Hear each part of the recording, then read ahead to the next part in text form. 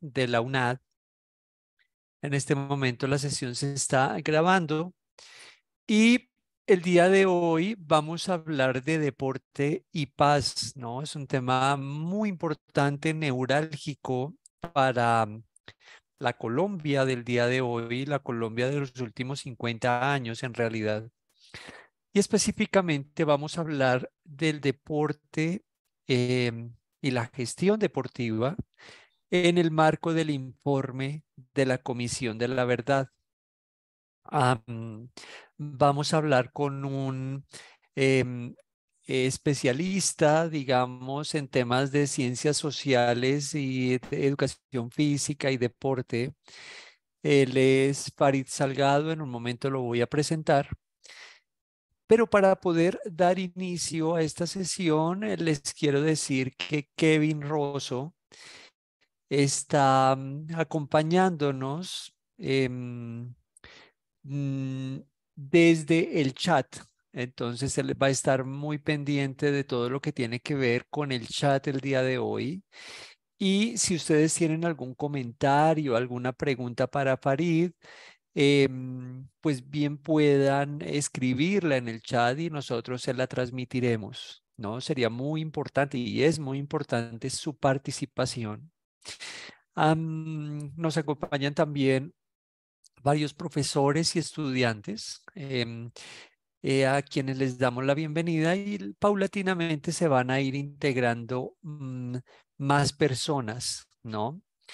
Bueno, para poder empezar el día de hoy, en este importante podcast, vamos a darle la bienvenida a Andrea Porra Ramírez. Ella es, como decía al comienzo, la líder nacional del programa de gestión deportiva y ella va a hacer la apertura de este podcast.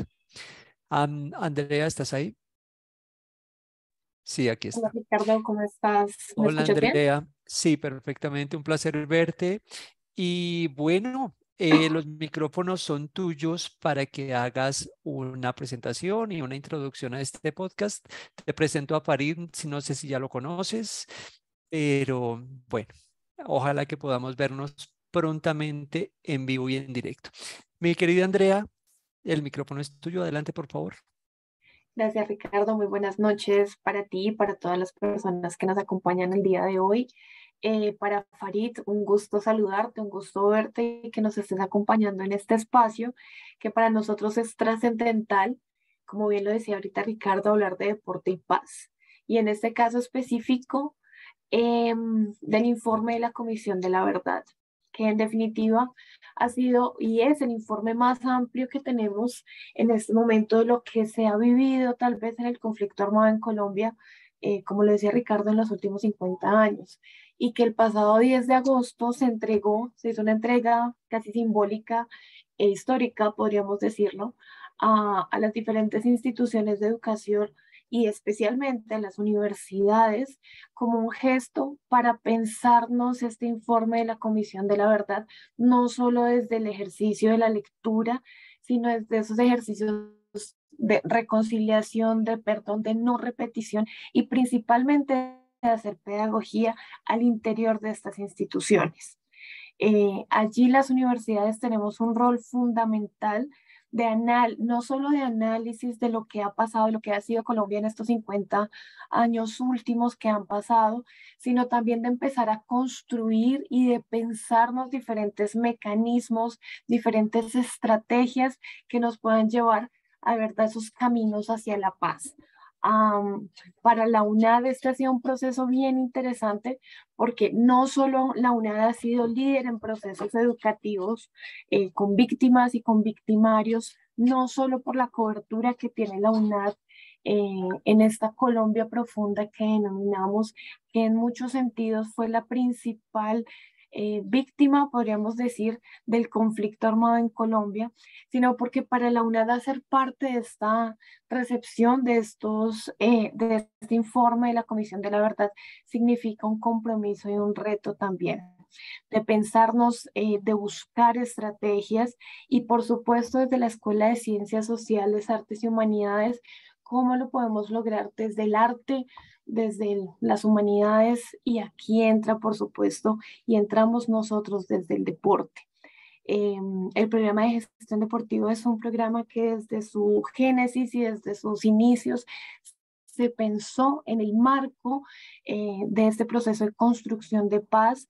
Se pensó, al ser un programa que nace en el 2019, se pensó desde eso que estaba pasando y desde esas imágenes que teníamos en Colombia, pero también desde esas perspectivas a futuro de lo que podría ser y de lo que puede llegar a ser un país en paz. Es así que el programa se ha pensado desde allí y es por eso que para nosotros esta cátedra de paz es fundamental. Eh, este es un llamado que nosotros hacemos a pensarnos desde la educación, a pensarnos desde el deporte, aunque lo hemos dicho muchas veces acá que el deporte no va a ser la solución a todo. En efecto, lo que ha pasado en Colombia es tan grande que en definitiva el deporte no lo va a poder solucionar todo, pero sí puede ser una estrategia y un camino para llegar a. Yo creo que el informe de la Comisión de la Verdad cierra con el desafío de la reconciliación y tal vez el deporte puede ser camino para lograr ese desafío a la reconciliación.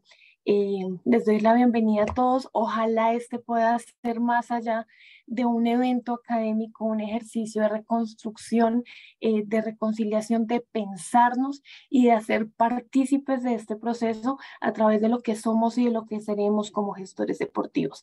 Así que a todos bienvenidos, muchísimas gracias al Núcleo de Estudios Socioculturales por este espacio y bueno, acá estaremos atentos para escucharlos y para escucharnos. Un abrazo para todos, gracias Ricardo. Con gusto, Andrea, muchas gracias por esas palabras introductorias. Y bueno, para, para poder escuchar a nuestro invitado el día de hoy, vamos a darle la palabra y lo primero que nos gustaría, Farid, que nos contaras un poquito es, pues, quién es Farid Salgado, qué ha estudiado Farid Salgado y que nos cuentes un poquito de en qué consistió esta tesis doctoral tan importante que hiciste, que tiene mucho que ver con estos temas de los que vamos a hablar hoy. ¿Por qué no nos cuentas un poco de quién eres tú, por favor? Bien, entonces, buenas noches a todos. Eh, digamos que mi trayectoria en el campo de la educación física se vio marcada desde el inicio por el tema de las situaciones de vulnerabilidad, sobre todo, por el tema de lo que implicaba la educación física en términos de lo social, o sea, del encuentro con el otro, de lo que implicaba ese encuentro con el otro.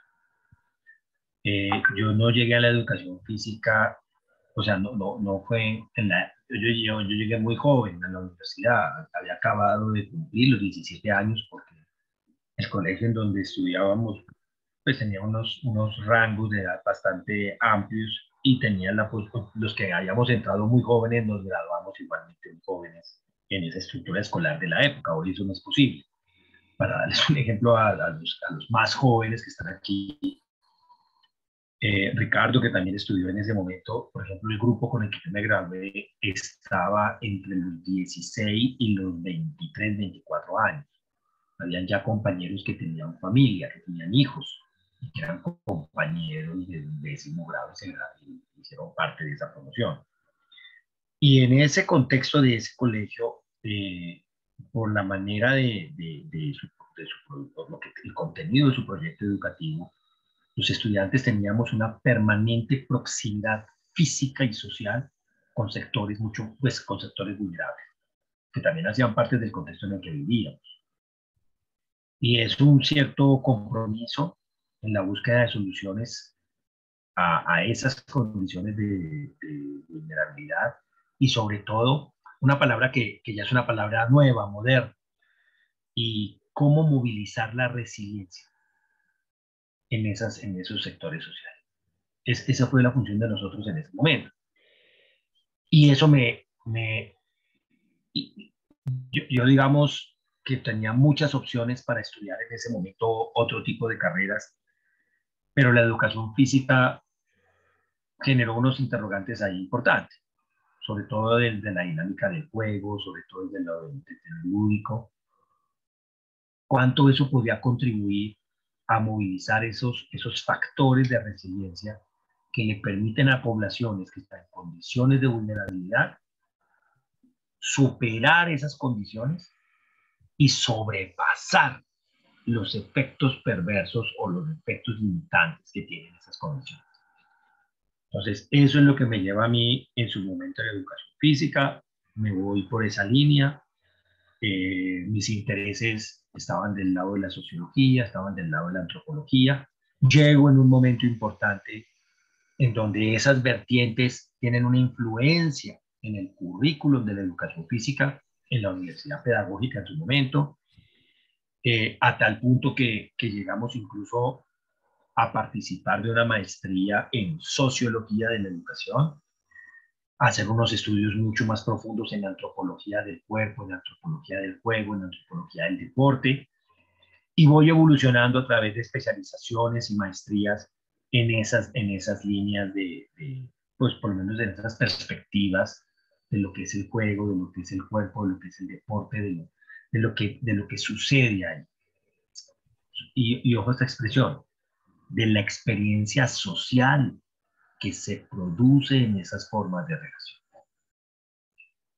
Y es en ese marco que habíamos creado muchas cosas. Nosotros, cuando yo llego a hacer el doctorado, me voy para Bélgica y hago la propuesta en Bélgica.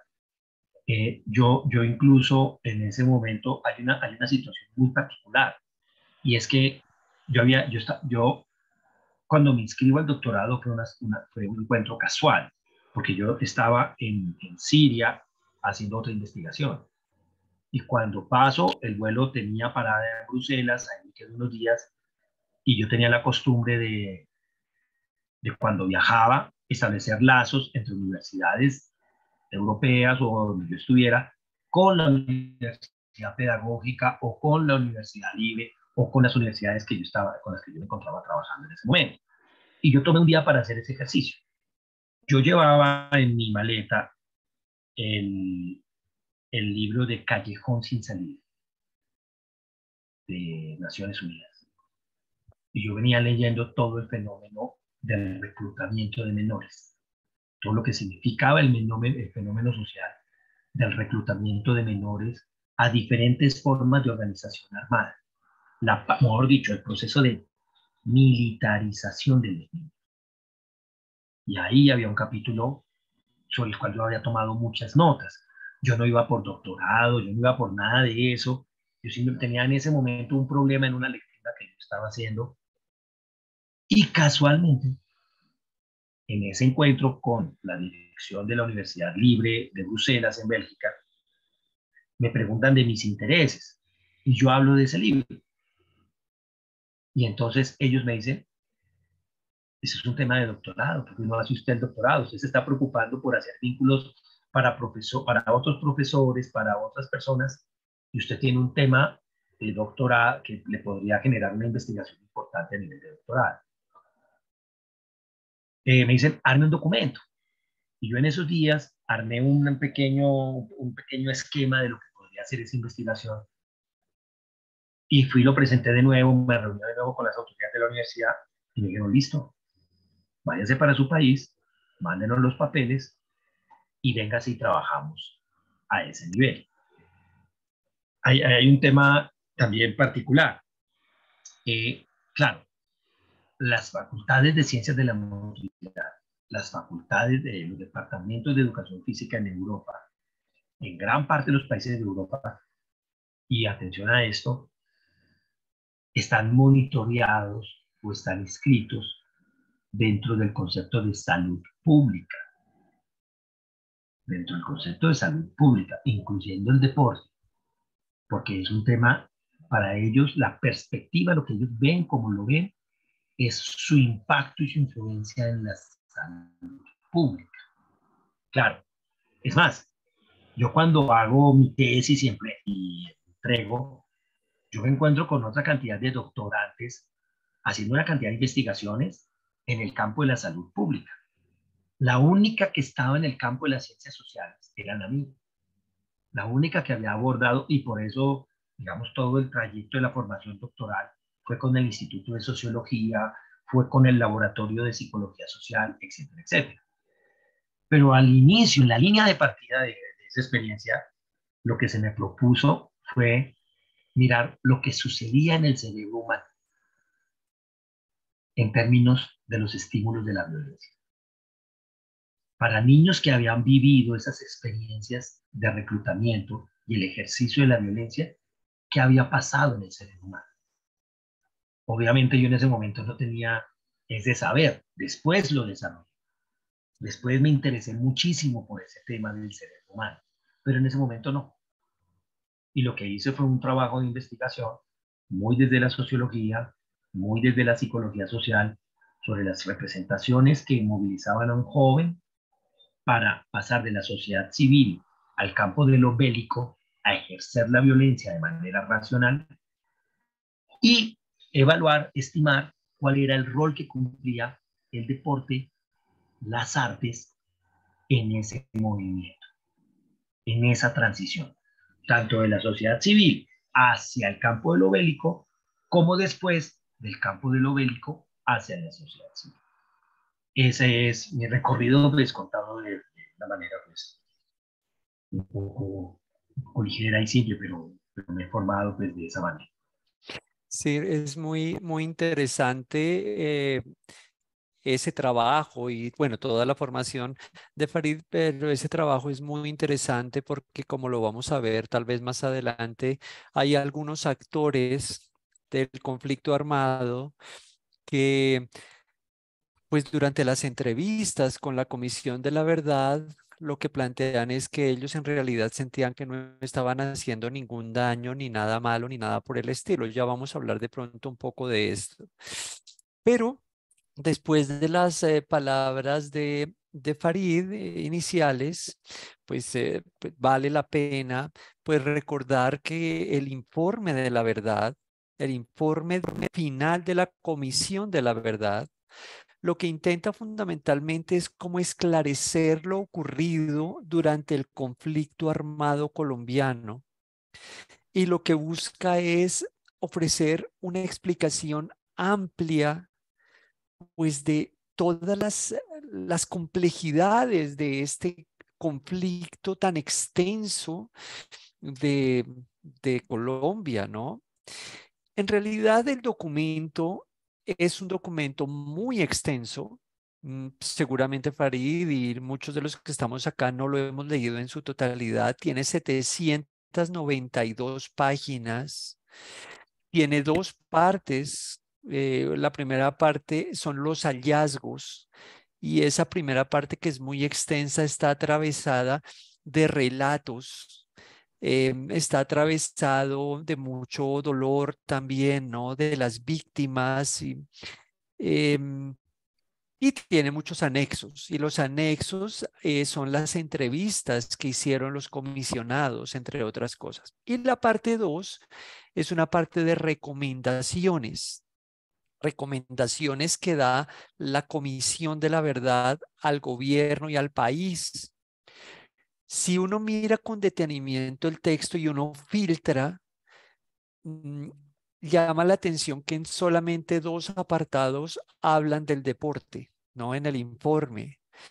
La primera es una cosa tangencial diciendo que, pues, hablando del atentado que cometió las FARC contra el club en Nogal en el año 2003 y dicen que ese club era un lugar pues de alto estatus económico y en donde se practicaba deporte.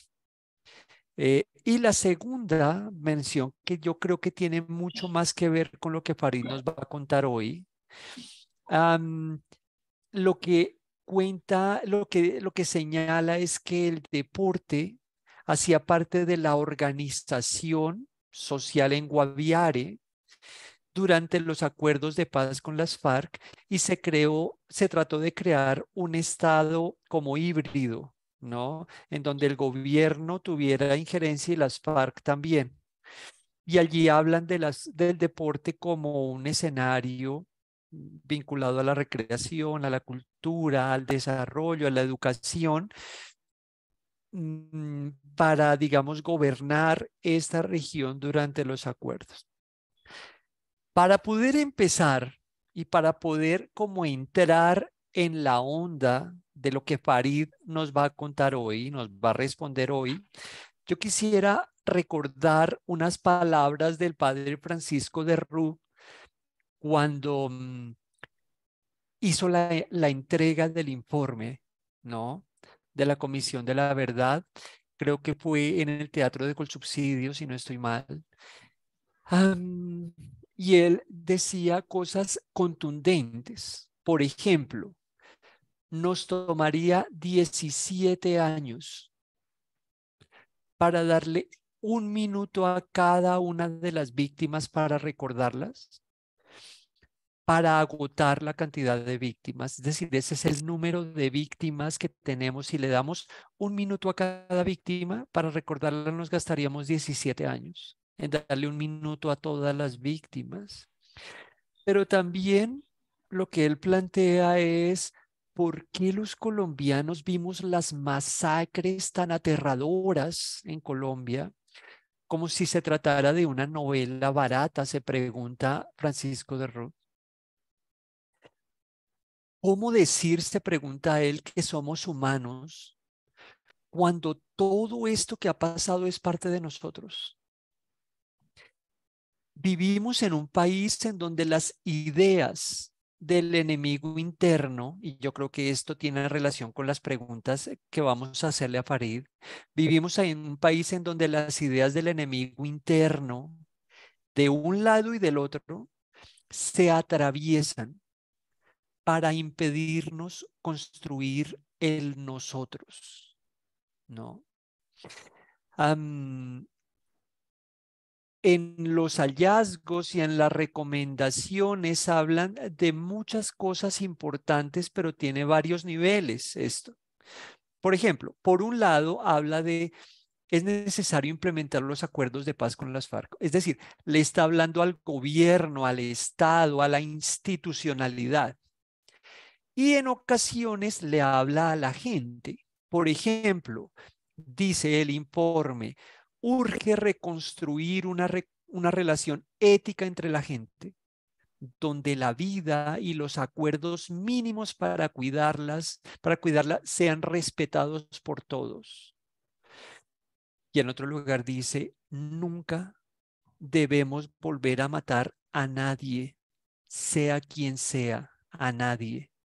En este orden de ideas, la primera pregunta que le haríamos a Farid sería, pues asumiendo que en realidad el abordaje y la aplicación de este informe de la Comisión de la Verdad tiene esos niveles como muy institucionales, pero en otro lado muy cotidianos, en donde se ubica la gestión del deporte y el deporte en estos marcos de referencia tan complejos. Podríamos pensar el deporte y la gestión del deporte en el marco del informe de la Comisión de la Verdad, o eso es una tarea imposible. ¿Tú qué piensas, Farid?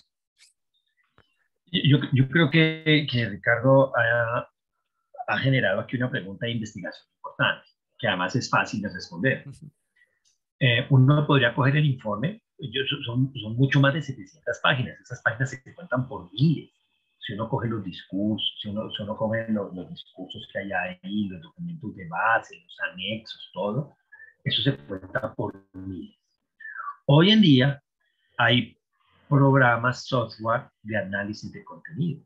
Uno puede coger todo ese documento, meterlo en un software de análisis de contenido y preguntarle a ese software cuántas veces aparece la palabra deporte y con quién está relacionada.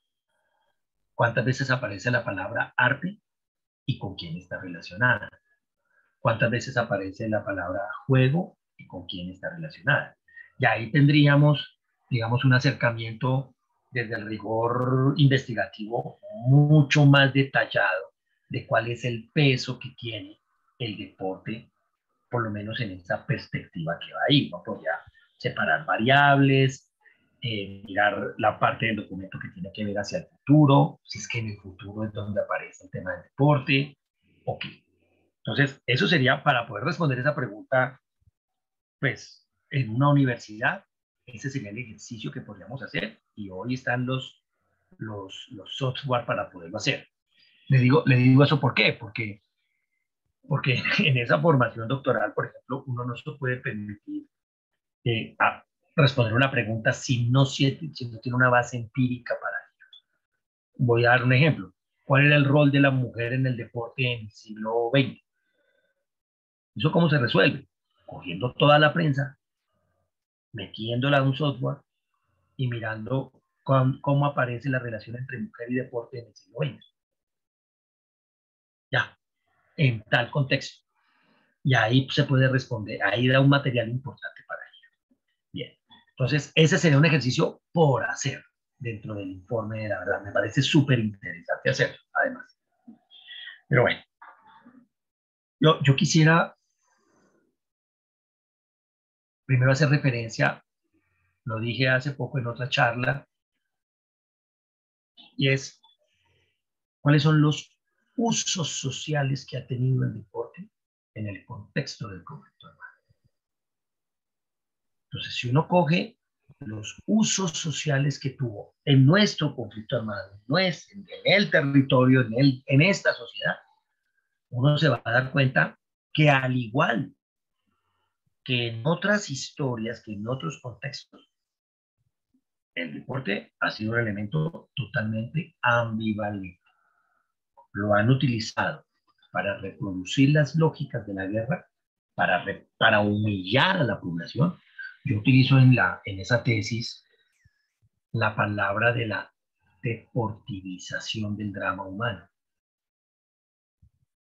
porque muchas de las prácticas de la destrucción siguieron la lógica deportiva, cronometrar cuánto se demoraba un soldadito de estos que hay ahí en grupos o paramilitares, en donde fuera. Es que,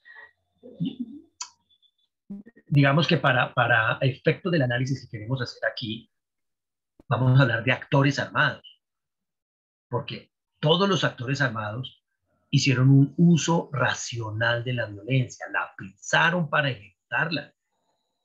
Entonces, independientemente que tenga el estatuto de paramilitar o el estatuto de ejército o el estatuto de guerrilla, etcétera, o de narcos, hicieron un uso racional de la violencia con el objetivo de humillar, de controlar o, en final, de una práctica de desprecio por el otro. Fueron unas prácticas del uso de la violencia en donde había un desprecio por el otro. Y un desprecio que no se generaba solamente hacia la persona que era directamente víctima de esa violencia, sino que pensaba que tenía como propósito extenderse a todas las demás miembros de la población. Entonces, eso es un elemento.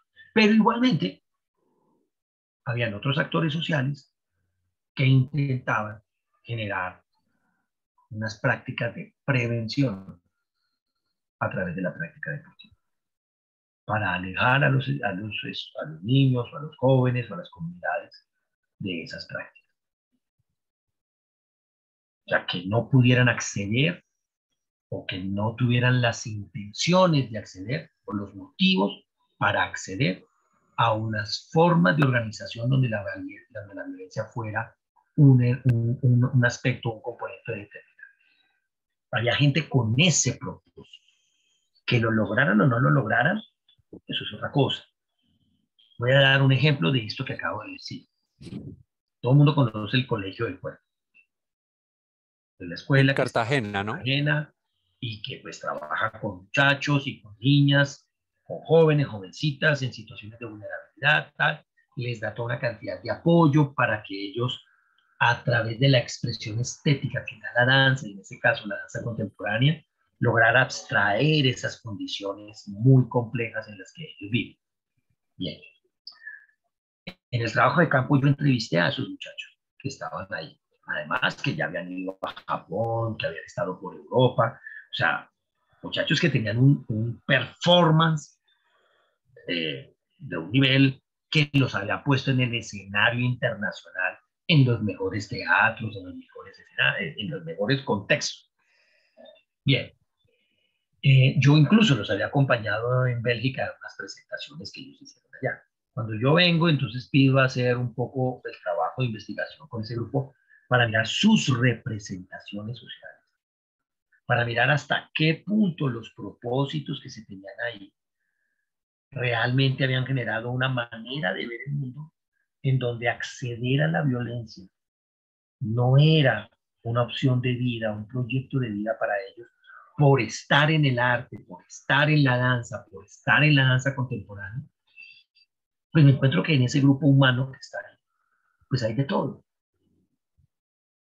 Hay de todo. Hay unos que querían seguir en su carrera de artistas jóvenes, pero había jóvenes que estaban esperando cumplir los 18 años para ir a regalarse al ejército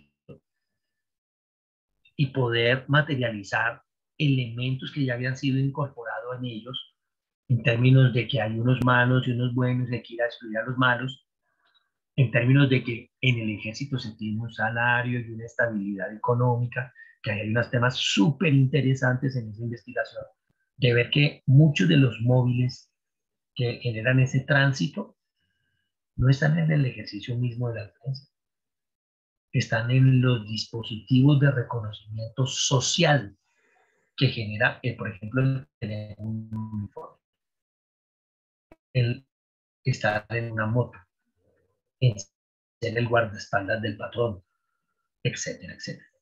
Si yo soy el guardaespaldas del patrón, tengo reconocimiento social. Si yo estoy con una moto, tengo más mujeres que me miran. Si además en la moto se me mira la cacha del revólver, entonces eso me da un mayor poder dentro de la comunidad.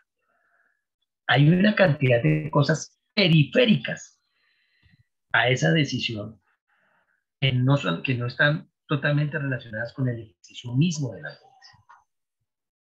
Entonces, con eso quiero decir, el deporte en ese escenario ha jugado a diferentes actores, ha cumplido roles en diferentes escenarios. Y ahí viene un tema que ya nos lo enseñaron históricamente otras sociedades.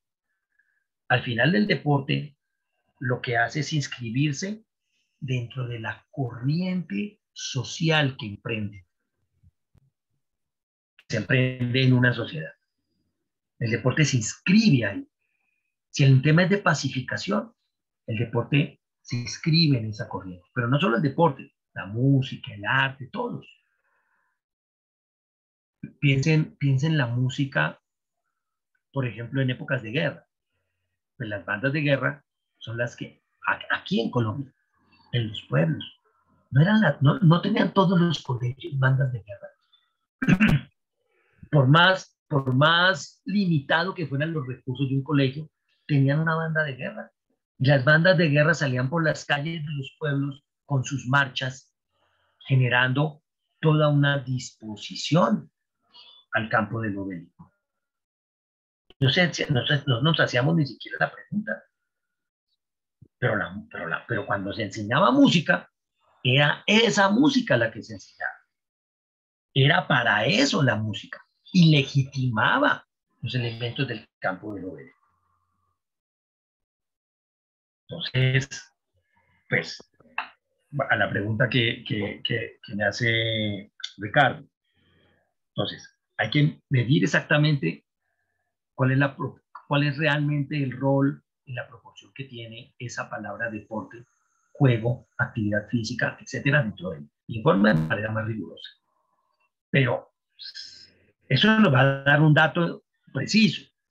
Pero además, nosotros tenemos en un análisis de cualitativo y por la historia que llevamos, tenemos una cantidad de información de los diferentes roles que juega el deporte. Y en esa deportivización de la violencia, deportivización del desprecio que se generó ahí, el utilizar elementos de la lógica interna del deporte y de las artes. Recuerden que lo que pasó en Salado y todos estos municipios que fueron víctimas que fueron objeto de miles de masacres allá, el arte, el deporte, la música, hicieron parte de esa, entre comillas, festividad que se dieron esos grupos allá, desmembrando gente, asesinando gente, jugando fútbol con la cabeza de la gente, tocando los tambores, las gaitas y esto mientras, para confundir los gritos de la gente. No es un fenómeno solo del deporte. Todas las prácticas se orientaron en esos contextos, eso que estaba imperando. Entonces, si vamos a un escenario de paz, la pregunta ahí que tenemos que hacernos es, bueno, entonces en un escenario de paz, ¿cómo hacemos para que el deporte no me replique eso que replicó antes? Yo hago una pregunta. En el Salao, en esa cancha de fútbol, en donde jugaron fútbol con la cabeza de los líderes sociales, donde pusieron a los miembros de la comunidad a patear las cabezas de sus líderes, en un escenario que los paramilitares hicieron sentir como si fuera una práctica de fútbol. ¿Cómo llega el fútbol hoy a ese corregimiento o a ese municipio?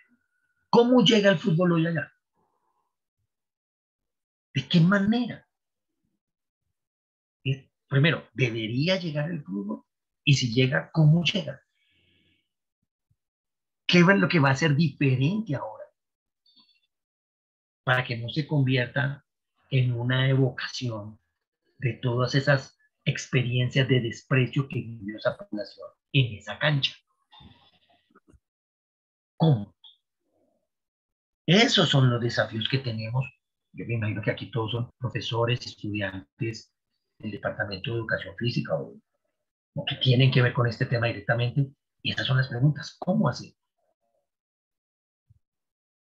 ¿Cómo yo llego con una tula de balones a esa comunidad? A decirles qué con el fútbol.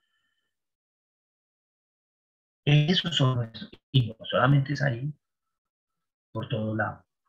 Es con todas las prácticas, no solamente esa. Hace un tiempo hay un gran marchista que es de Pitalito Huila, que no me acuerdo cuál es el nombre en este momento, y hablaban de él y del pueblo y de Pitalito y de las prácticas deportivas de Pitalito y de cómo sale una figura como él. Esa persona es un sobreviviente. Pitalito es una región, según el informe de la Comisión de la Verdad, creo que es la segunda región de mayor número de falsos positivos. No, que conozco la región y que estudié allá y que mi papá es de esa región. O sea, ahí hay una historia por escribir. Parte de esa historia. Si uno iba a jugar baloncesto, que era lo que a mí me gustaba en esa época, uno tenía que ponerse doble media y meter la tarjeta de identidad dentro de una chuspita plástica y meterla entre las dos medias. ¿Por qué? Porque la frase que existía en el pueblo cuando uno no llegaba a jugar es, debe estar en Pericongo. Pericongo es un trayecto del río Magdalena donde es muy rocoso. Cada vez que mataban a alguien, iban y lo tiraban al Congo. Entonces, todo el mundo tenía que estar prevenido. O sea, y no sabía qué actor. Entonces, uno lo que se decía es, se tenía la cédula en la bolsita ya metido entre las medias para por lo menos cuando encontraran el cadáver, saber quién era. Eso le pasaba a uno de los 14, 15, y así, con eso crecimos. Con eso crecimos. Con conceptos de limpieza social y todo alrededor de esas prácticas. Entonces, no sé si es suficiente ilustración sobre esa primera pregunta. Creo que ahí hay Creo que ahí hay muchos elementos, sobre todo nos toca tener muy claro qué sucedió con las prácticas deportivas durante toda esta tragedia que hemos vivido, para qué componentes la práctica deportiva fue funcional al proyecto de la guerra, al proyecto del conflicto, y qué tenemos que quitar de ahí si queremos utilizar esas prácticas para un proyecto de pacificación. Yo les recuerdo algo solamente. La mafia, por ejemplo, llegó incluso a controlar el fútbol profesional. El fútbol profesional. Jugadores, equipos completos financiados por la mafia. Imagínense esto. Si ellos llegaron a ese nivel, imagínense lo que pasaba en los barrios. Ellos controlaban totalmente lo que pasaba en los barrios, a nivel de arte, a nivel de deporte, a nivel de expresiones musicales. Totalmente los barrios los controlaban. ¿Para qué? ¿O por qué mejor? Porque les resultaba funcional a su proyecto. Los posicionaba, les daba capital simbólico. Voy a hacer una crítica que de pronto aquí todos, de pronto no va a ser del gusto de todos, pero hace poco yo leía en El Espectador toda una página que dieron de atribuciones muy favorables a Francisco Maturana. Francisco Maturana trabajó para todos los equipos de todas las mafias del país.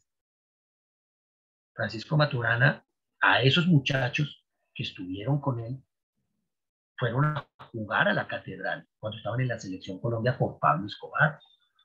O sea, todo eso está documentado, sus salarios, todo.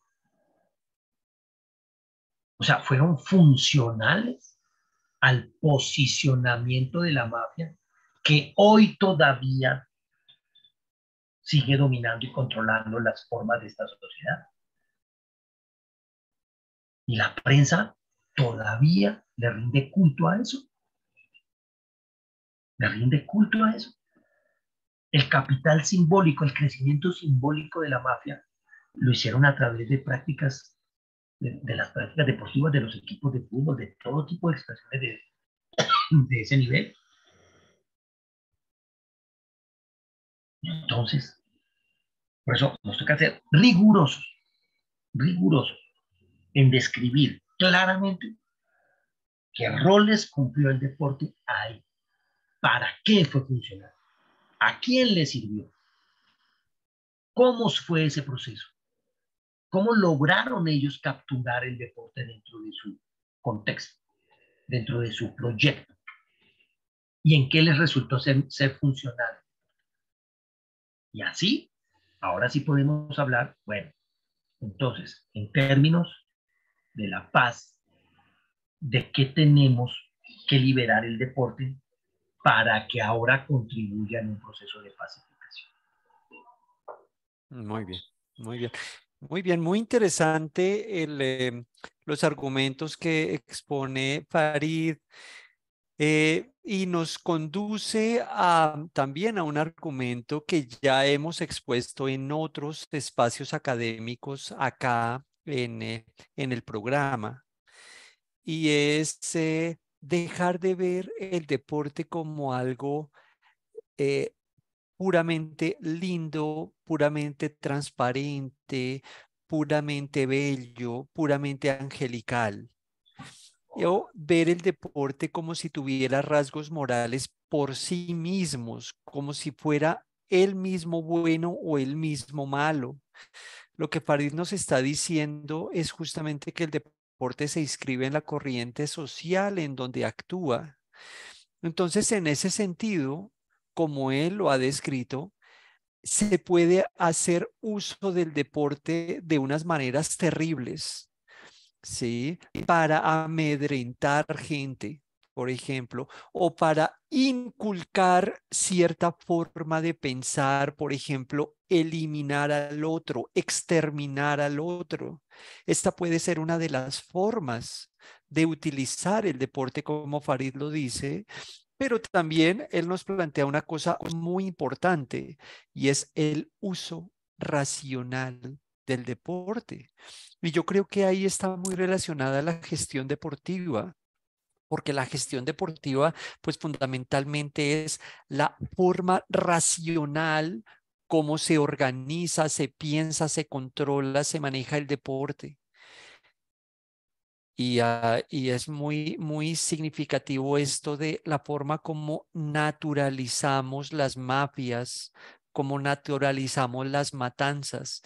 Es muy significativo también cuando uno escucha a muchos administradores o dirigentes del deporte en Colombia, algunos los hemos tenido en este tipo de conversatorios, y se naturaliza que la labor de la gestión deportiva en ciertas instituciones gubernamentales es una labor mafiosa, ¿no? Entonces, la corrupción, quién pone a quién quita a quién, y naturalizamos y nos reímos de ese tipo de cosas. El informe de la Comisión de la Verdad nos está diciendo pilas con eso porque llevamos 50 años o más, en realidad casi llevamos más de un siglo naturalizando este tipo de cosas, y eso conduce a formas de ser y formas de comportarnos, ¿de acuerdo?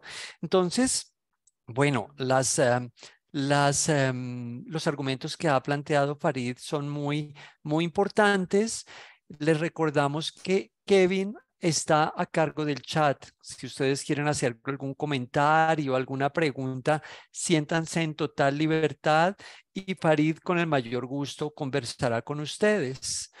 Mm, em, Kevin, ¿tú tienes alguna pregunta en el chat en este momento?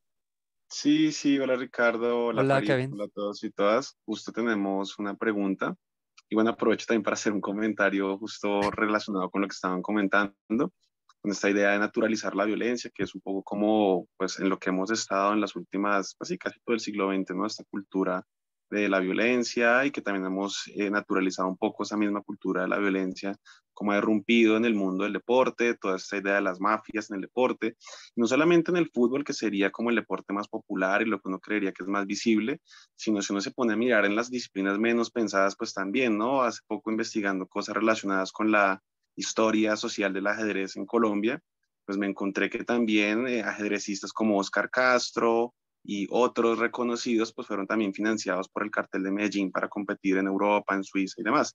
Así como que hemos naturalizado un poco eso y un poco obviamente el reto pues es resignificar el deporte, ¿no? En clave pues del contexto que estamos viviendo de la paz, pero a mí lo que me preocupa profundamente es que yo no sé si en este momento el ministerio tiene claro eso, ¿no? Uno diría que sí, partiendo de la idea de que se supone que estamos en un gobierno diferente, alternativo, que incluso apela recientemente, Petro específicamente, a esta idea de la paz total, ¿no? De la que conversamos hace poco también con Farid y Ricardo en otro evento. Y, por ejemplo, estábamos viendo hace poco una convocatoria de un primer encuentro nacional de grupos de investigación que está organizando el Ministerio del Deporte, y solamente hay 3 temas de investigación y pues por ningún lado aparece nada relacionado con la paz, ni con lo social, ni con nada. Digamos que todo tiene que ver, las 3 líneas, con el alto rendimiento, con la actividad física, la innovación, que por supuesto son cosas muy importantes que atañen al mundo del deporte, pero pues este es el gobierno, se supone que va a conquistar la paz total, entonces no sabemos pues cuál es el lugar que tendría la paz en la gestión del deporte en este momento, ¿no? Son cosas que deberíamos preguntarnos y que seguramente en el contexto de las transformaciones que se están pensando habría nichos donde se podría explotar esto, ¿no? Digamos, esta idea de transitar de un servicio militar obligatorio a un servicio social para la paz, donde los chicos, las chicas que decidan hacerlo, pues no van a estar con un fusil, sino promoviendo el medio ambiente, la promoción de la paz. Ahí no se habla nada del deporte, a lo mejor el Ministerio del Deporte debería decir en esa transición, podría el deporte social comunitario decir cosas desde las regiones capacitando a los chicos y las chicas, por ejemplo. Entonces, bueno, son cosas que me pasan en la cabeza y siento que valdría la pena como seguir discutiendo un poco. Tenemos aquí un par de preguntas en el chat. Unas de Diego Rafael. Nos dice lo siguiente, y va para los dos, de hecho, para Farid y para Ricardo. ¿por qué la renuncia de la academia en Colombia La a nivel de renuencia. educación? La renuencia, gracias, de la academia en Colombia a nivel de educación superior para abordar las problemáticas sociales? Espérame que ven que alguien... Uy, Listo, el perdón. micrófono Dale, como dale, dale. abierto. No, no, no, lo volvieron a abrir. Hay un micrófono por ahí. ¿Listo? Ya, ya. Listo, dale, por favor. Ahora sí, ¿por qué la renuencia de la academia en Colombia a nivel de educación superior para abordar las problemáticas sociales desde una perspectiva interdisciplinar? Es decir, ¿por qué la dificultad frente al trabajo, me imagino, mancomunado, si evidentemente las problemáticas sociales son multifactoriales y multidimensionales? Y bueno, yo creo que lanzo una vez la siguiente pregunta para que a lo mejor de pronto la podamos tejer también. Es muy interesante este tema por lo que se tiene en mente que el deporte hay que apoyarlo, pero lastimosamente se usa para tener por ahora. Es un comentario de Elvira y bueno, ahí les dejo como para que podamos tejer un poco alrededor de estas dos ideas. Farid, ¿quieres decir algo con respecto a esa renuencia de la academia para hacer trabajo interdisciplinar? Sí, yo no creo que sea un problema de renuncia. Yo creo que es un problema de capacidad. O sea, renuncia es si tuviéramos la capacidad y no lo queremos hacer y renunciamos a hacerlo. Pero no es eso. Es un problema que no tenemos la capacidad, no tenemos los profesionales, no tenemos la capacidad de formación de una población académicamente formada, que navegue, que transite, que tenga una interlocución con diferentes disciplinas.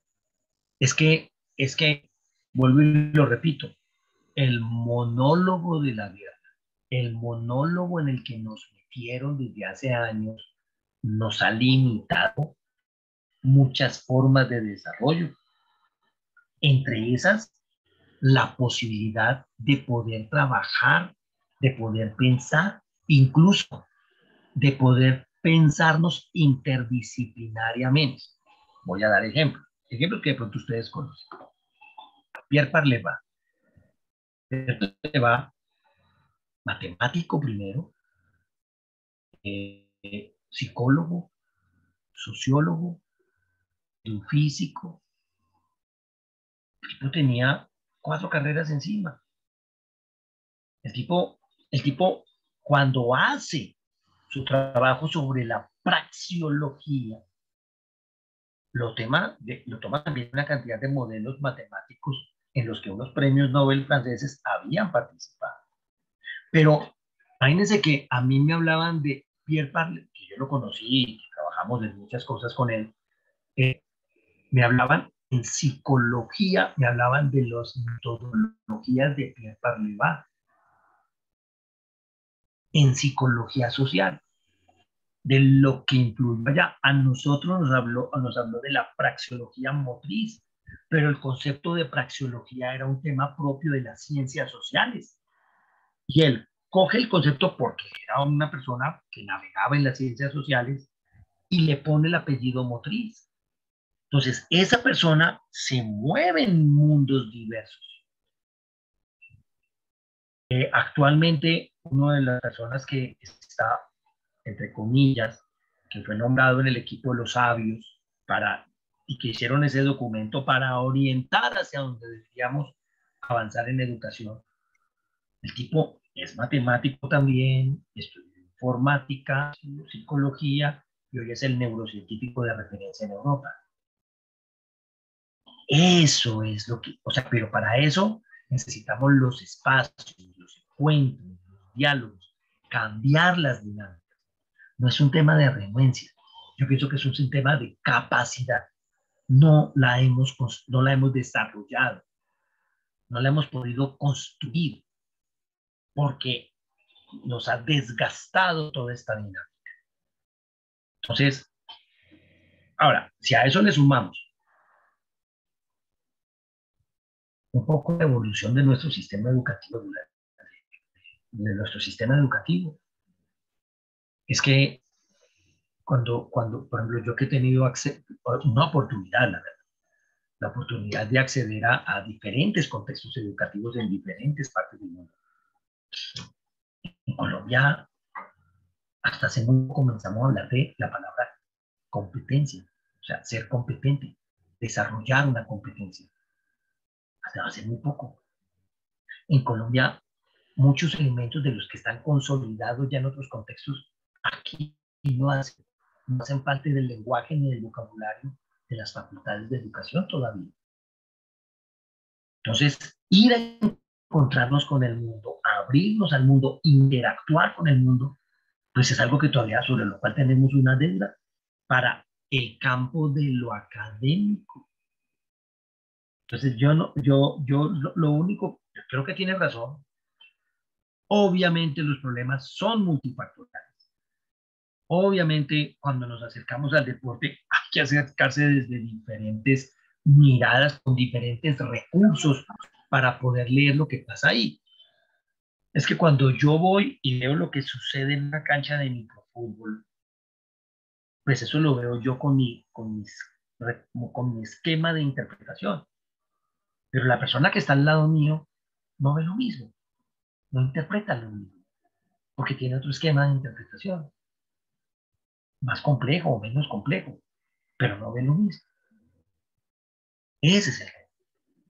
Necesitamos, sí es multifactorial, sí hay una cantidad de dimensiones, sí sería importante que en el proceso de formación de los estudiantes hubiesen unos nodos en donde la gente trabajara alrededor de problemas, en donde pudieran integrar diferentes disciplinas del saber y comenzar a construir en su cabeza que para solucionar un problema se necesita ir a indagar e establecer diálogos en diferentes dimensiones. Que eso, por ejemplo, es algo que, por lo menos en el contexto en donde yo me muevo, pues es el cotidiano. Project-based learning, se trabaja con proyectos o se trabaja con problemas todo el tiempo. Esos niños crecen así, crecen integrando todo su currículum alrededor de un problema que ellos mismos plantearon. Ok, muy bien, Farid. Muchas gracias. Creo que has contestado muy bien la pregunta. Eh, Nos quedan pocos minutos, ya son las 8 y vamos a responder una pregunta más. Eh, Aquí hay muchas personas interesadas en el tema deportivo y muchos de nuestros estudiantes están interesados en la gestión deportiva. Quieren ver como cuestiones concretas y prácticas en la vida real de cómo vincular posiblemente el deporte, la práctica deportiva, con el informe de la Comisión de la Verdad. ¿Cuáles serían, Farid, algunos puntos fundamentales que tú alcanzaste a revisar en el informe de la Comisión de la Verdad, en donde el deporte pueda aportar algo de manera concreta? ¿Cuáles serían algunas acciones que se pueden realizar por medio del deporte pensando en ese contexto del informe de la Comisión de la Verdad? ¿Qué nos podrías contestar al respecto, porfa? Bueno, yo quiero partir de esto como en varias dimensiones para poder responder esta pregunta. Una tiene que ver con, con determinar muy bien y establecer muy bien la diferencia. Cuando uno hace algo buscando que se genere como valor universal, donde todo el mundo se beneficie de, o cuando uno hace algo, y ojo con esto, como valor estratégico.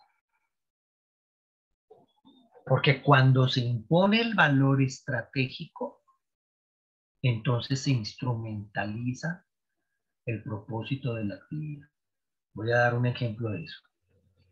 Cuando uno coge el deporte y comienza a mirar qué diferencia hay entre los usos que hace la sociedad civil y los usos que hacen los actores de lo bélico, y baja entonces a un siguiente nivel y mira qué es lo sus discursos y se enfoque, y uno se encuentra que todos tienen discursos parecidos: formación del carácter, todo el tema de la voluntad, todo el tema de la salud, todo el tema del gozo y del disfrute. Casi todos tienen los mismos propósitos ahí, pero uno cuando sigue bajando y sigue bajando, a ver dónde encuentra la diferencia. El punto en donde uno encuentra la diferencia, por ejemplo, es que en la sociedad civil el deporte está relacionado con la defensa de la vida de manera universal, como valor universal. Al final, uno encuentra un discurso sobre la vida como valor universal. Ese es el discurso que uno encuentra en todas las instituciones que hacen parte de la sociedad civil. Cuando se va del otro lado, de los que hacen un uso del deporte desde el campo de lo bélico, pues ahí hay un rol instrumental. Y al final hablan de la vida, pero de un concepto estratégico. La vida de unos frente a la vida de otros, para proteger la vida de unos y para acabar con la vida de otros. Ahí hay un valor estratégico. Primera tarea que tenemos: ojo con, atención con esa dimensión estratégica, donde no quepan todos, donde no quepa, es que ni siquiera el concepto de mayoría entra. Todo el mundo tiene que caber dentro del concepto de lo que vayamos a hacer. Lo aprendimos en la universidad. Entonces, eso es un elemento fundamental.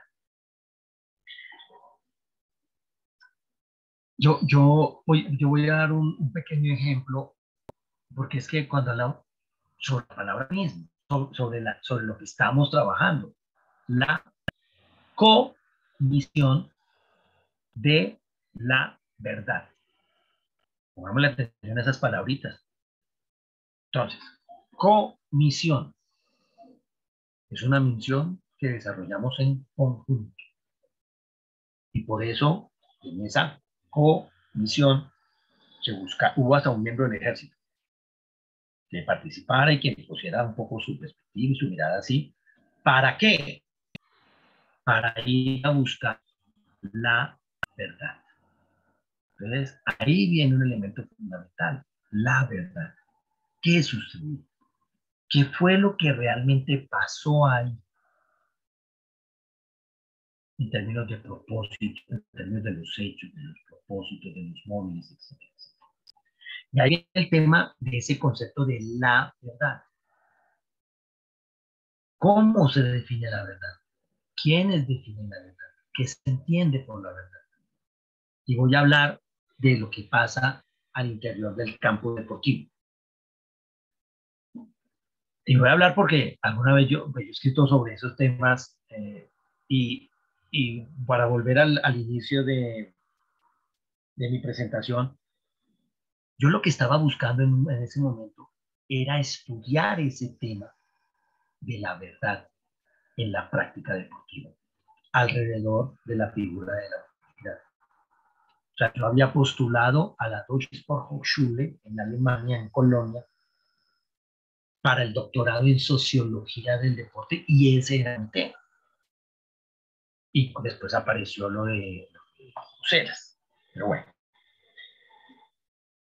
¿cuáles son mis inquietudes ahí? ¿Qué es lo que pasa en una práctica deportiva? Hay un acuerdo previo. ¿Dónde está el acuerdo? En el reglamento. Ese acuerdo previo implica unos comportamientos esperados. ¿Correcto? Se dice que una vez que yo leo cuáles son los acuerdos y yo me comprometo a cumplirlos, entro a un terreno de juego y se espera que yo me comporte de una determinada manera. Ahora, hay una figura ahí que aparece, que es la figura del árbitro, que es la figura que va a sancionar las cosas cuando no estén dentro del comportamiento esperado. Bien, las acciones que tiene el árbitro dentro de un campo de juego están relacionadas con el juicio de lo que va sucediendo. Y ahí viene un problema. Y es la autoridad que él tiene, que se la da. La verdad de lo que está haciendo, juzgando, o una posición de poder que él adquiere. ¿Cuál es la evolución que ha tenido esto? Por ejemplo, un árbitro, piensen ahora lo que sucede con el VAR, que es una de las partes de la evolución. ¿Cuántas cosas se deconstruyen del juego a través del uso de esa tecnología? Yo tengo una crítica frente a esto, pero por el momento, simplemente para evidenciar que cuando no había VAR se cometían muchos errores que generaban la percepción de justicia o de injusticia más, lo que sucedía ahí es que esa figura de autoridad tenía la verdad, era su verdad la que se imponía en ese terreno. En el campo deportivo nunca se convocó a las partes que hacían, que participaban de una acción a ver cuál era la verdad de ellos. Nosotros hicimos ejercicios de ese tipo en un momento. Nosotros llamábamos, le formábamos a los árbitros para que los árbitros, cuando tomaban una decisión y las partes entraban en desacuerdo con la decisión, el árbitro las convocara y en un diálogo con esas partes, él entendiera lo que realmente había sucedido y él pudiera tomar una decisión con lo que las partes decían de lo que sucedía. Pero eso es una excepción en el deporte. Lo que sucede en el deporte es que hay una figura de autoridad que se apropia y monopoliza la verdad de lo que sucede ahí. Y eso es un concepto que le es funcional a formas totalitarias de administración de la verdad. O sea, eso le es funcional a unas formas de gobernar nuestras vidas. Ahora que Elkin habla del tema del servicio militar. Entonces, hay una posición en el espectro político del país que piensan que eso es amor de patria. Porque responde a un modelo de autoridad y de captura de la verdad por esa autoridad, por ser poder, no por tener la razón, ojo a esto, sino por ser poder. Entonces, ¿cuál es la evolución que eso ha tenido? El fútbol llegó tarde a esa evolución con el VAR. Acuérdense que ya el tenis lo había hecho, el baloncesto ya había utilizado esos recursos. Pero al final lo que se hace es utilizar los recursos de la tecnología para empoderar más esa autoridad. Porque ellos siguen con el, digamos, con el poder de que ellos determinan qué fue lo que sucedió ahí. Lo que pasa es que ahora se nutren de más elementos. Ahora tienen la tecnología. Las 10 otras personas que están ahí en el campo de básquetbol no participan de esa verdad.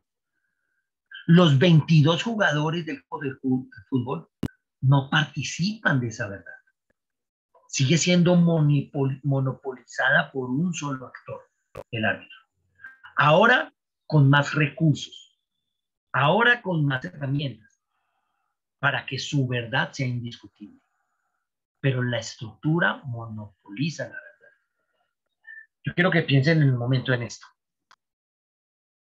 Imagínense el partido de Alemania, no, de Alemania no, perdón, de Argentina contra Inglaterra, en el Mundial de Fútbol, en el que Maradona metió el gol con la mano.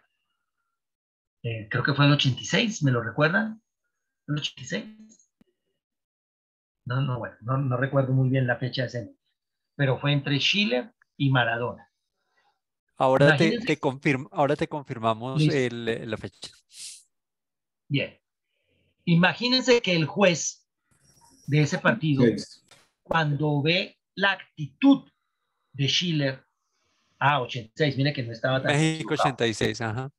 Listo. Cuando el juez ve la expresión de Schiller que sale a protestar y de los jugadores que están ahí, el juez tomó una decisión que no era coherente con la verdad de lo que había sucedido. Imagínense que el juez hubiera llamado a Schiller y a Maradona.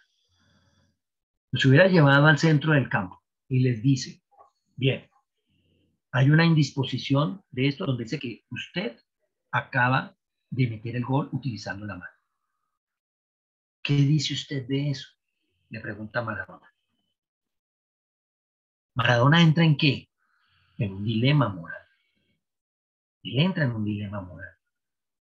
Él va a tener que mirar en términos de sus intereses y de lo que está pasando ahí, cómo se va a posicionar. Y tendrá que tomar una decisión. Pero eso que sucedería ahí, que es lo que nosotros hacemos con los niños, de convocarlos, de decirles, dimos esto, ¿ustedes qué piensan?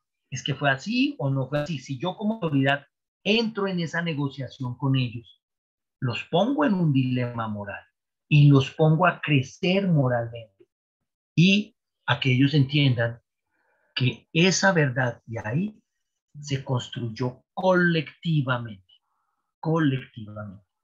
No fue por mi posición de autoridad que yo impuse una verdad como lo que pasó en el partido de México 86. Pero si hubieran llamado a esos dos y les hubieran hecho la pregunta, lo que hubiera salido ahí hubiese tenido que ver con, por lo menos, la formación de un dilema moral. Entonces, vuelvo al tema de la Comisión de la Verdad. ¿Cuál, cómo funciona, cómo se desarrolla, cómo evoluciona el tema de la verdad en el deporte? ¿Cómo se maneja eso? Ahora, ¿cómo debe ser eso en el campo educativo, en el deporte escolar? ¿Cómo debe ser eso en el campo del deporte social comunitario? ¿Dónde se hace toda la inversión? En el deporte de espectáculo donde se juegan millones de dólares. Como hay dinero en juego, le ponen al servicio toda la tecnología necesaria para el tema. Pero ¿cómo haríamos algo así? ¿Cuál sería el VAR del deporte social comunitario para encontrar una verdad ahí? O del deporte escolar, que nosotros ya hemos hecho los pilotos y los experimentos de eso. Entonces, ese es un elemento que nos toca pensar y desarrollar. Ya tenemos el ejemplo del deporte, de la evolución que ha tenido. Miren lo que pasó con el último. Sacan a la autoridad y ¿quiénes toman la decisión sobre la verdad de lo sucedido? Las partes que participaron en la situación. Ellos toman la decisión. Y si no logran ponerse de acuerdo, llaman a un mediador. Pero no delegan la verdad a una figura de autoridad. No. Ellos dos resuelven la situación. Haz parte de la evolución dentro del campo deportivo de esa situación de la verdad. Entonces, ese es un elemento. Y el elemento fundamental que nos está pidiendo el informe.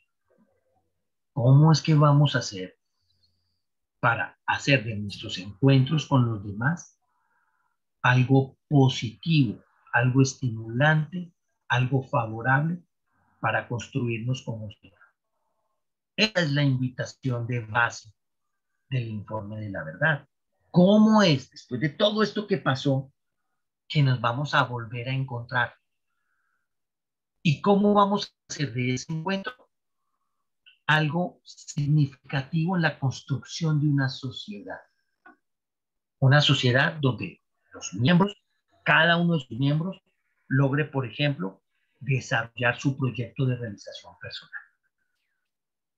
Y ahí, ojo que los deportes casi todos manejan unas relaciones de oposición Nuestro gran encargo es no hacer de esa lógica interna en la práctica deportiva, que es la oposición, una fuente de fractura social. Miren esos partidos de Santa Fe Millonarios. O sea, si uno lee los objetivos que tiene la Liga Profesional de Fútbol, hablan de unión, hablan de fraternidad, hablan de una cantidad de cosas que en el hecho no se dan. O sea, la relación de oposición no genera solamente elementos de fractura social entre los miembros del equipo, es más, la genera menos entre los miembros del equipo, de los equipos, que entre el público que lo ve. O sea, es posible que un jugador, no sé, yo me puedo imaginar, es posible que un jugador de Santa Fe vaya a jugar a un equipo, al equipo millonario, o al contrario, pero que los hinchas, lo que se llama la lógica externa de esa práctica, puedan mirar las cosas de esa manera. O sea que esa situación genera una fractura en lo social. Y yo pienso que nos toca ponerle mucha atención a eso. Muy bien, muy bien. Desde los deportes escolares en adelante. De acuerdo.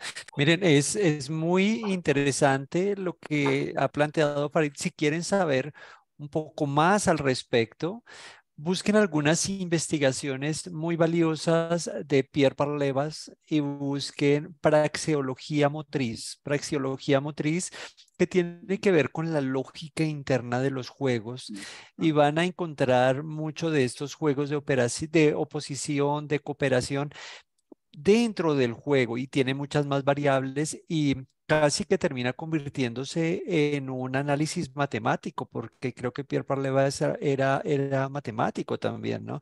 Entonces, sería muy bueno que buscaran un poco más este tema de praxeología motriz, ¿no? Am, Creo, Kevin, que hay unos comentarios bastante significativos en el chat que nos indican un poco la esencia convencional del deporte, ¿no? Cuéntanos, por favor. Sí, Ricardo, tenemos aquí el comentario de Orquídea Chaparro, quien es estudiante de psicología. Nos dice, sé que es verdad que el deporte une vidas, propósitos, aunque sean personas poderosas que dirigen barrios, pero sé la importancia que tiene y lo que puede llegar a hacer, desbaratando muros de violencia cuando se hace con sabiduría y como que nos están explicando. Pues bien, tendrá que ver un poco como con esta idea pues del deporte que pues en todo caso puede servir para diferentes fines, ¿no? A lo que hemos venido trabajando como en esta charla y también en otros espacios, ¿no? Puede servir para la paz, también para la guerra, dependiendo de cómo lo usemos un poco quizás a la agencia del gestor deportivo, ¿no? Ver qué podemos hacer con el deporte, en este caso en el contexto pues de la paz. Y hay otro comentario aquí de Giovanni Liberia, a propósito, reaccionando a esta idea del dilema moral al que nos pone Farid, ¿no?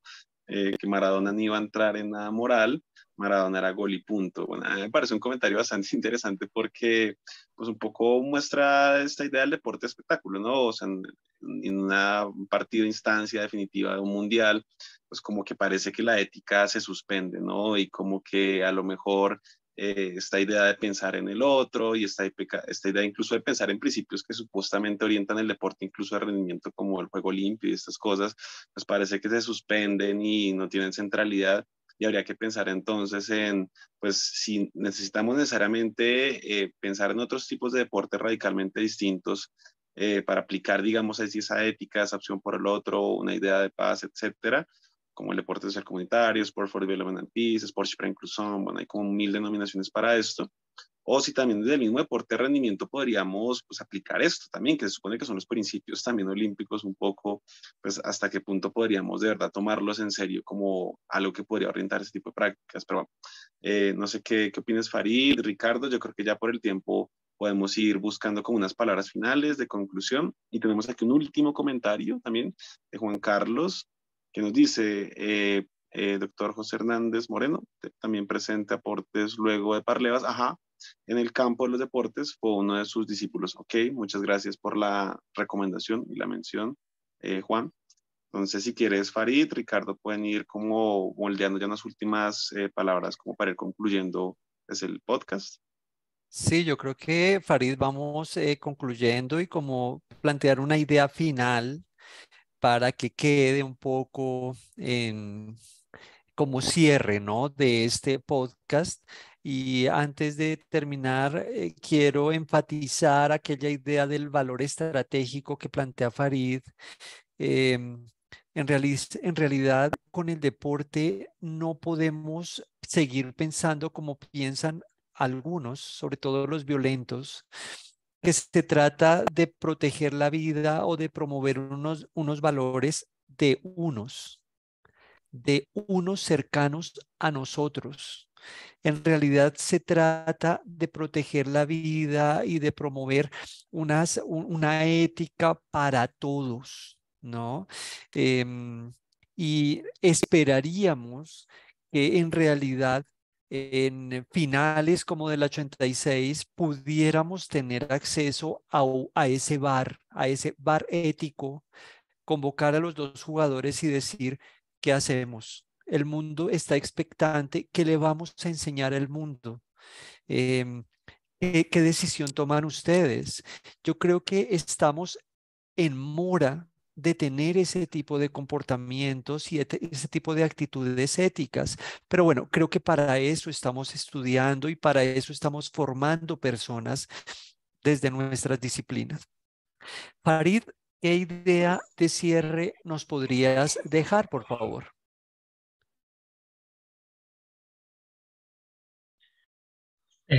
Mira, porque lo que estás diciendo, Ricardo, una cosa es verdad, otra es ventaja. Entonces, la estructura que existe, que es lo que genera, que no importa importaba la verdad en el momento en que me genera ventaja. Cuando la verdad no me genera ventaja, actúo contra ella. ¿Y cuáles son las dinámicas que uno ve en el deporte espectáculo? Una actitud permanente de una de las partes a engañar a la autoridad, a engañar el concepto de verdad o a manipular el concepto de verdad que la autoridad exprese con tal de que me genere ventaja. Eso es un desarrollo contracultural, contradidáctico de la práctica deportiva. Ojo con eso. Entonces, la pregunta es si eso está normalizado, eso está naturalizado. La pregunta que ustedes se tienen que hacer es cómo deconstruimos eso. Y frente al comentario de Giovanni, que pues yo pienso que Giovanni, digamos, si uno va ese día y hace ese tipo de situación, ahí donde está, ojo, después de la guerra de las Malvinas, porque acuérdense que ese gol tuvo un contexto importante en la guerra de las Malvinas que se había librado y donde murieron muchos argentinos. ¿Ustedes recuerdan la frase de Maradona cuando le preguntaron por ese gol? Maradona, se la recuerdo. Maradona dijo, cuando un periodista lo interpeló sobre la acción, le dijo, ladrón que roba al ladrón tiene 100 años de perdón, haciendo referencia a la guerra de las Malvinas. O sea, él les dijo, yo me comporté tan mal como ustedes con sus ejércitos se comportaron con nuestros soldados argentinos. Por eso la dimensión política del deporte. Pero yo voy a ir un poquito más atrás. Y es, ¿cuál es el deber ser? Porque nosotros deberíamos trabajar desde ese deber ser. Y les voy a dar un ejemplo. Tengo muchos ejemplos, voy a dar uno. Niños de 9 y 10 años, niños, baloncesto, educados en un concepto como el que estamos planteando del deber ser, del cuidado que tiene que generar esas prácticas, del respeto y el reconocimiento mutuo que tiene que emerger en la experiencia social de esas prácticas, de tener muy claro que está desarrollo por encima de resultado deportivo. O sea, una cantidad de componentes que tienen que hacer el deber ser de la práctica deportiva. Una niña se va en salida rápida y va una niña en la defensa. La niña en la defensa se le adelanta y le espera. La niña que lleva la pelota le hace una finta de movimiento. Y la niña en la otra niña en la carrera se cae y se golpea. La niña que tiene el balón tiene el camino libre para ir hacia el aro y atacar al aro. Pero hay otra niña como ella en el piso que se golpeó. ¿Qué debería pasar? ¿Qué debería pasar? Bien, te digo lo que pasó. La niña paró el drible, soltó el balón y fue y levantó a la otra niña, que se había caído porque ella había hecho una finta, que sí, la engañó, pero la hizo caer y la hizo golpear. Y la niña no fue a atacar al aro, no fue a hacer la canasta, sino que paró el juego y fue y levantó a su compañera del otro lado para que a ver cómo estaba él. Yo pienso que si nos queremos construir socialmente, muchas de esas escenas uno tendría que poder ver en el escenario deportivo. Y no las cosas que a veces con tristeza uno ve en el escenario deportivo. Tenemos que definir muy claramente ese deber ser e intencionalizar nuestras prácticas, no dejarlas a la deriva. Eso se aprende, eso se aprende, eso se enseña, eso no está a la deriva. Somos nosotros los que tenemos a veces esas posiciones de liderazgo, de acompañamiento, de guía, los encargados de hacerlo. Yo dejaría ese mensaje. Muy Y bien, es posible. Y es posible. sí, es muy valioso. ¿Cuál es la intención de los programas, de los proyectos, de las actividades deportivos que estamos generando, que estamos liderando? ¿Y qué es lo que estamos buscando con eso en el fondo? Si no nos preguntamos eso, tenemos un problema. Tenemos un problema muy serio. Y vale la pena preguntarnos y darnos cuenta en el fondo qué es lo que estamos haciendo con con ese deporte que estamos promoviendo. Posiblemente así nos acercamos un poco a la filosofía y a la esencia de el informe de la Comisión de la Verdad, que vale la pena revisar en algunos de sus apartados. Farid, fue un placer estar contigo el día de hoy. Sí, dime. Es que, porque volvemos otra vez a esa intersección, deporte y Comisión de la Verdad, con lo que acabas de Ok. decir.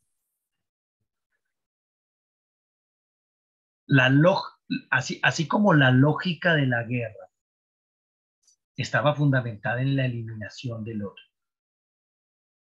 y se salieron incluso de las reglas mismas de la guerra, en ese afán de eliminar al otro, ahí están los falsos positivos, que yo pues que conozco un poquito eso más desde adentro, pues los falsos positivos es la punta del iceberg de lo que pasaba ahí, de lo que sucedía, de lo que sucedió ahí.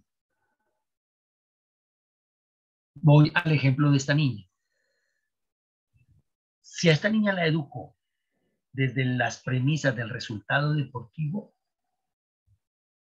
pues la niña tendría que haber seguido derecho a convertir la canasta.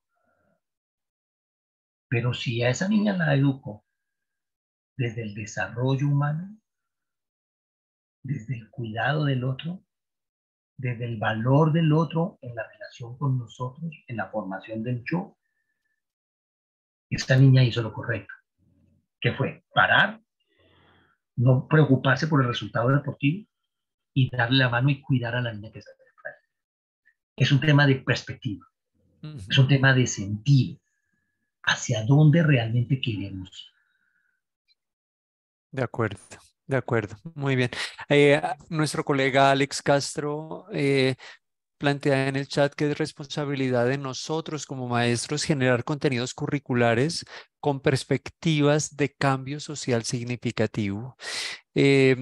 Farid, fue un verdadero placer conversar contigo el día de hoy. Muchas gracias por tus argumentos tan interesantes. Seguramente nos vamos a ver el próximo viernes en otro evento que tenemos por ahí en otra universidad. Y bueno, a Andrea, a Alex, a Lidia, a Harvey, a Andrés, a Kevin y a todas las personas que no he mencionado y a todos nuestros estudiantes, un gran placer haber estado con ustedes el día de hoy. Esperamos que haya sido significativa esta conversación y bueno, esperamos vernos en un próximo podcast. Gracias, Farid. Un abrazo. Gracias a ustedes, gracias a todos los que, ¿cuántas? 44 personas que dedicaron este tiempo pues a compartir alrededor de esto. Yo pienso que nos faltan muchos minutos más, Total. muchos espacios más de encuentro hasta que logremos diseñar un horizonte. De acuerdo, yo creo que vamos a tener que seguir conversando al respecto mucho tiempo más y nos volveremos a encontrar. Un abrazo. Bye, bye. Gracias. Chao.